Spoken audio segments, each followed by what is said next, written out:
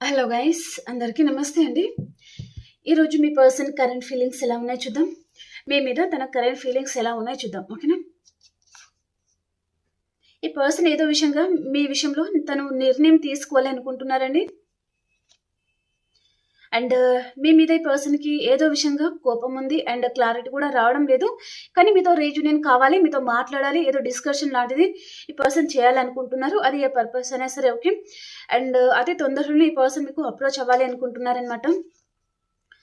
So తను ఏదో విషయంగా మీ పట్ల తను హర్ట్ అయ్యారు, బాధపడ్డారు. సో అదే విషయం కూడా ఈ పర్సన్ ఏదో క్లారిటీ కూడా తీసుకోవాలనుకుంటున్నారు. అండ్ మీతో మళ్ళీ ఏదైనా విషయంలో క్లారిటీ తీసేసుకొని మీతో రీయూనియన్ కూడా చేయాలి అని పర్సన్కి ఉందండి. మీతో హ్యాపీ ఫ్యామిలీగా ఉండాలి, మీతో హ్యాపీగా లైఫ్ అనేది లీడ్ చేయాలి అని పర్సన్ అనుకుంటున్నారు.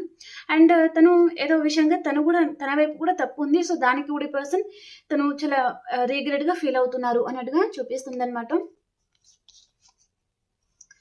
అండ్ ఈ పర్సన్లో కన్నింగ్ నేచర్ ఉంటుందండి. కొంచెం ఈ పర్సన్ని మీరు చూసి చూడనట్టుగా వదిలేయడం బెటర్ అనమాట.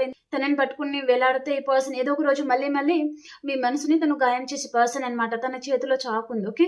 అంటే తను మోసం చేయొచ్చు, లేదా మీ మనసుని గాయం చేయొచ్చు, బాధ పెడతారు అన్నట్టుగా చూపిస్తుందండి, ఓకేనా? కాబట్టి మీ ఇష్టం ఇంకా.